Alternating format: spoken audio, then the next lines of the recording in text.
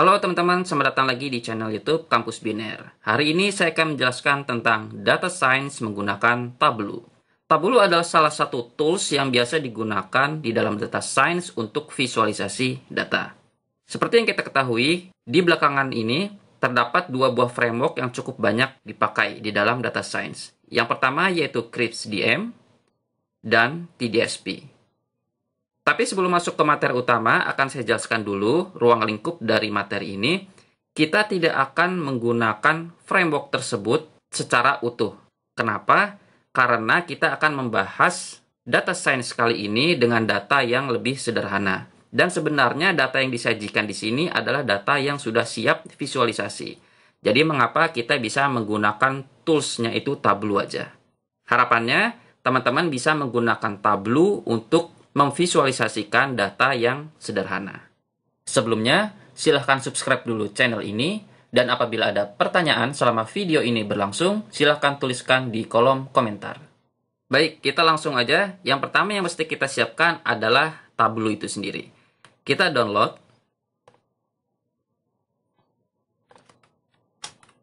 Search aja, download Tableau. Kita klik.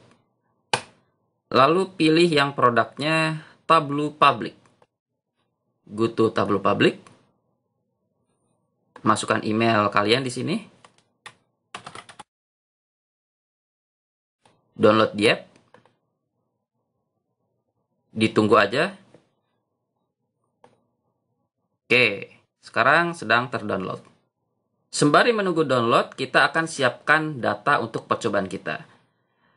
Silakan masuk ke GitHub Kampus Biner. Nah, linknya seperti ini. Lalu download yang ini.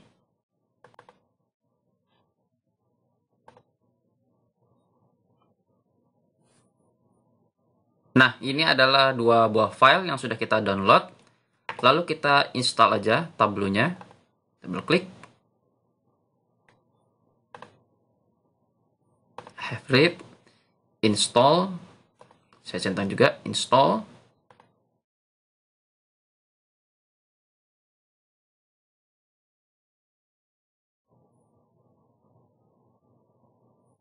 Kita minimize. Nah, ini kita sudah berhasil menginstal Tableau. Selanjutnya kita siapkan data kita. Ini saya cut. Lalu saya buat folder baru di sini. Saya beri nama Tableau. Lalu saya taruh di sini.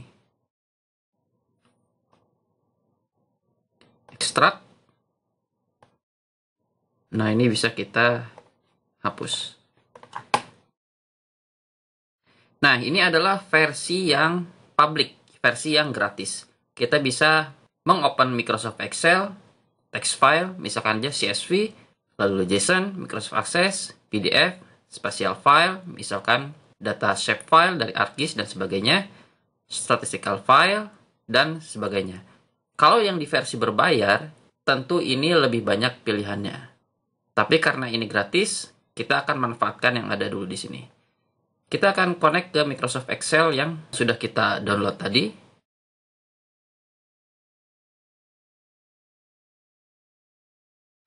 Sebelum masuk sini, kita akan buka dulu datanya, supaya kita mengenal datanya ini apa isinya. Nah, ini adalah rekap penjualan suatu perusahaan ya. Bisa dilihat, di sini ada banyak sekali data. Nah, di sini kelihatan ini order ID-nya, lalu kapan barang itu diorder, kapan pengirimannya, dan sebagainya. Di sini ada kota, provinsi, negara, kode pos, marketnya, regionnya, dan segala macamnya. Ini komplit. Ya. Di sini adalah sheet dari orders. Jadi list order apa aja, orderan mana aja yang masuk. Tapi order yang sudah dikirim ke pelanggan itu ada barang-barangnya yang dikembalikan. Entah itu si pelanggan kurang senang atau ada barang yang rusak. Nah, itu ada datanya di return sini. Nah, menghubungkan si order ini dengan return ini di bagian order ID. Jadi order ID ini sama dengan order ID yang ini. Misalkan ya, kalau saya search di sini, sekarang saya search datanya di sini. Nah, ini berarti order yang ini setelah datang ke orang yang ini, si Adrian Barton ini dikembalikan oleh orang ini ke distributornya, entah itu karena barangnya rusak dan segala macamnya, ya. Begitu pula dengan yang selanjutnya. Jadi di sini ada list-list barang yang sudah dikirimkan tetapi di return, dikembalikan oleh si klien. Yang bagian people ini untuk materi ini tidak akan kita gunakan. Kita cukup menggunakan yang order dan return. Oke. Lalu di order ini, satu row ini adalah satu order. Nanti di sini kelihatan kategorinya itu kategori barang apa. Ada kategori teknologi, lalu ada subkategorinya, yaitu telepon. Nah, lalu ada nama produknya. Nah, ini nama produknya, ya. Kemudian ini berapa dolar keuntungannya, kemudian jumlahnya, ya. Lalu di sini profitnya, dan di sini ada shipping cost-nya, biaya kirimnya. Jadi di sini ada produk, ada kategori, ada subkategori, ada nama produknya, kemudian ada sales-nya, keuntungannya, jumlahnya, kemudian profitnya. Dan yang ini adalah ongkos kirimnya. Ya, jadi seperti itu. Nah, kita akan mencoba menganalisis data ini menggunakan Tableau. Ini sudah kita masukkan di sini. Dilihat di sini ada order, people, return. Ini adalah mengambil dari yang ini, order, return, people. Ya, kita akan ambil yang order ini. Berarti caranya order kita masukkan sini, di drag, lalu drop. Kita lihat di sini. Di sini Tableau akan otomatis mengidentifikasi tipe datanya dari masing-masing kolom. Lihat di sini order ID, di sini dia set sebagai string, ya. Kemudian order date otomatis sebagai date dan seterusnya. Sekarang kita lihat yang bagian angka. Yang postal code kita lihat, nah, string. Ada juga yang bentuk angkanya itu sebagai number, whole number. Whole number itu maksudnya adalah bilangan integer yang tidak ada koma-komanya. Lalu di sini juga ada yang bentuknya desimal. Jadi kalau desimal itu ada koma-komanya. Kenapa postal code ini sebagai string? Karena keperluannya angka di sini bukan untuk dijumlahkan, ya. Jadi kalau suatu angka kegunaannya untuk dijumlahkan, itu kita pakai yang ini, number yang whole atau number yang desimal. Tapi kalau angka bukan untuk penjumlahan, kita pakainya yang string. Seperti itu. Yang selanjutnya adalah worksheet. Worksheet itu adalah lembar kerjanya. Diklik. Nah, di sini ada lembar kerjanya. Nanti di sini kita bisa membuat grafik, bisa juga membuat table. Ya. Kita bisa membuat beberapa sheet selanjutnya dengan mengklik tombol ini. Nah, ini untuk membuat worksheet yang baru. Setelah worksheet ini dibuat, nanti kita akan membuat yang namanya dashboard. Jadi dashboard itu adalah kumpulan dari beberapa sheet di dalam satu tempat. Lalu selanjutnya ada yang namanya story.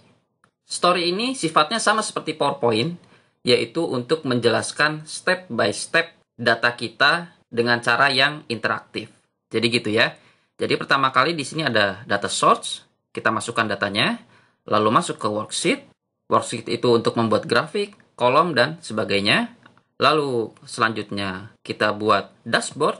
Beberapa sheet yang sudah kita buat kita masukkan ke dalam dashboard. Lalu selanjutnya kita masukkan ke dalam story. Story itu nanti kita bisa jelaskan ke orang lain step by step visualisasi data kita dan analisisnya seperti apa. Sekarang akan saya jelaskan dulu sekilas mengenai si worksheet.